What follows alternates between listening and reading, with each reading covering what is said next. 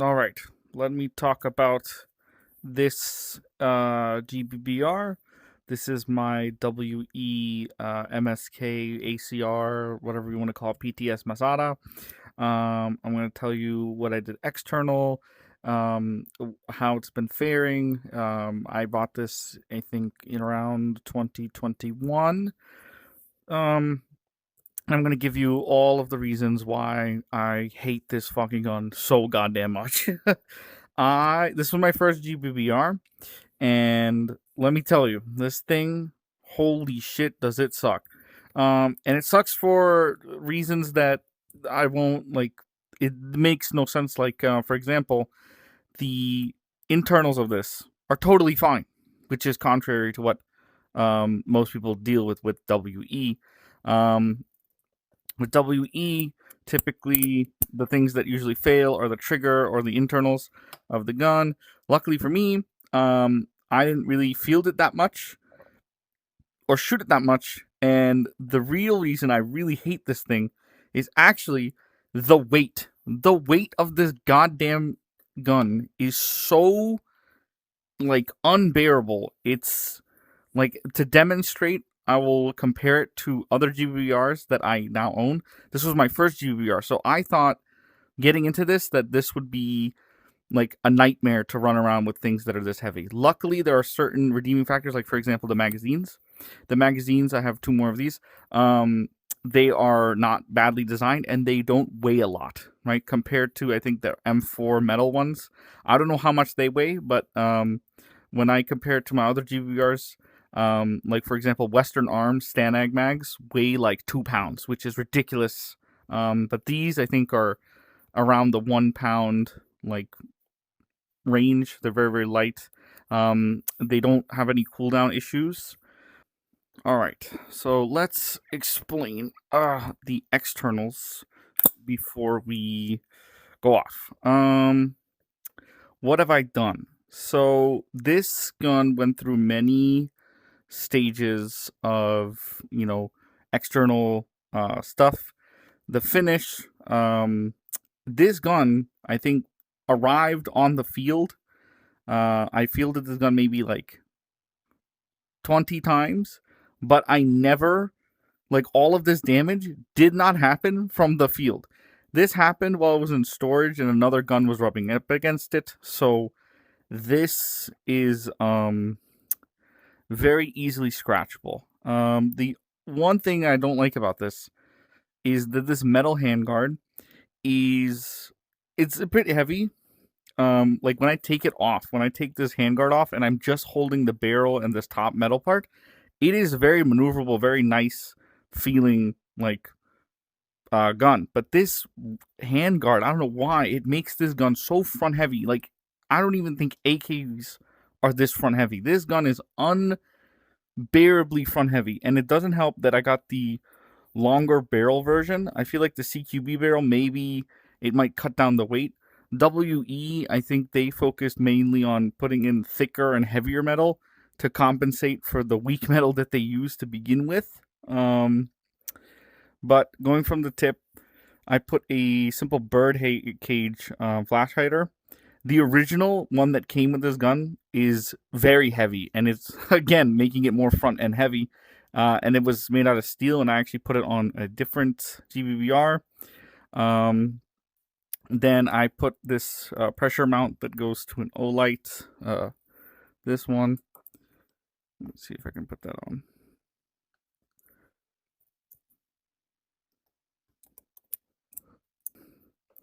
So basically, let me turn the optic on. What I've done is I put this pressure pad and I added this optic and a magnifier.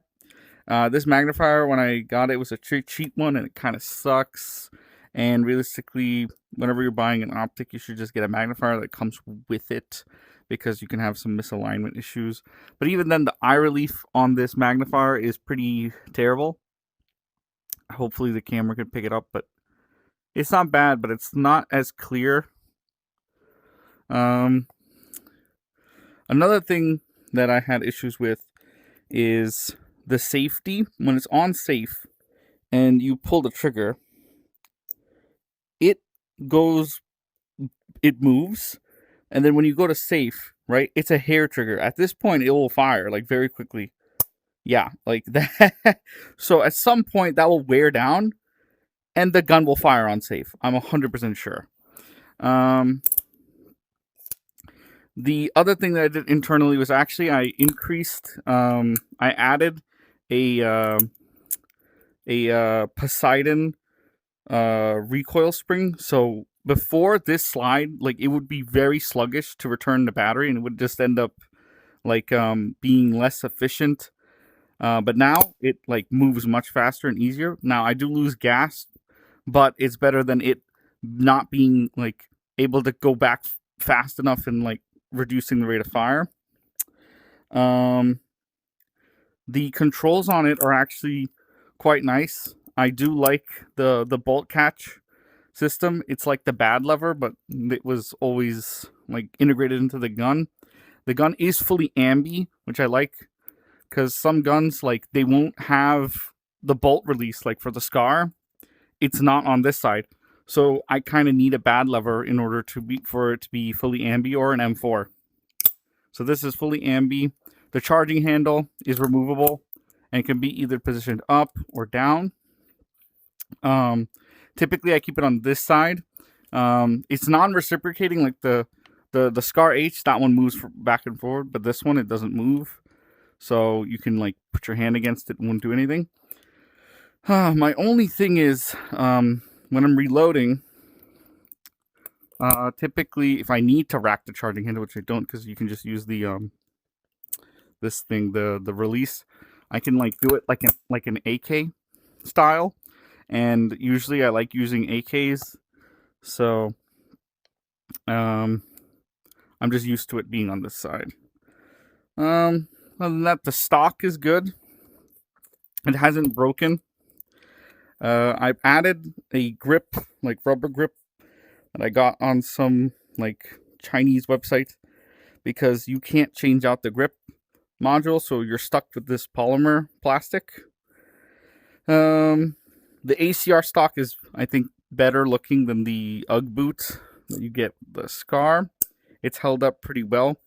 I remember reading reviews of people saying that this will break if you like slam it, like if you like try to do this and like make it set. So I've always babied it, and it survived this long. I've had this gun for about, I think, 3 to 4 years.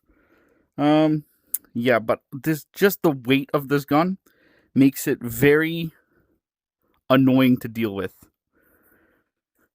But I mean, I paid around $380 for it, and now it is $420. So it's been going up. But getting magazines for this gun is like a nightmare, I've heard, trying to get these polymer mags.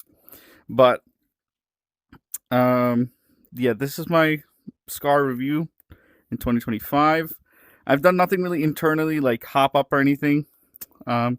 Mainly I play indoor. I think this gun shoots a little too hot, so I did take it out for outdoor. Usually I don't try to engage at long distances, so I try to close the distance and then shoot, because with GBBRs, you don't really have a lot of shots to waste seeing where the BB's going. But yeah. And I got a Magpul grip. The Picatinny, these are not M-LOK. That's another problem, where these look like they would be M-LOK, but they're not. You have to do these proprietary rail segments, and these rail segments add, yet again, more weight to the gun. So the more things you put on the front end of this, the worse it's going to feel. Like, I have never felt a gun that is this heavy and not maneuverable. So this is more like a long distance gun for me. But yeah, what really changed my mind was I recently got a VFC SCAR, and I thought, man, I don't want to risk it and get another SCAR that might not, like, that will be this front heavy. That gun is literally the greatest fucking thing ever. This thing is a nightmare. I don't know why it's so front heavy, but I don't know why other people haven't complained about it.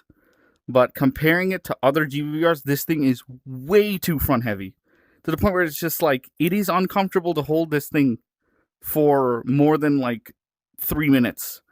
So if I'm holding down a position, I'm getting tired of holding this thing.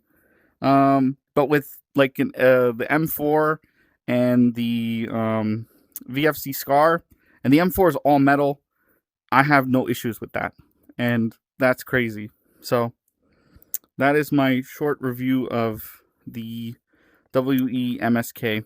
I'll give you a trigger pull.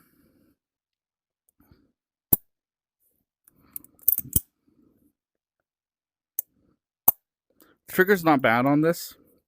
It's very snappy. Full auto, I don't really go full auto, but I've seen issues with it on full auto. I don't think this thing really likes being on full auto that much. I will be getting gas and shooting all these guns in a later video to show.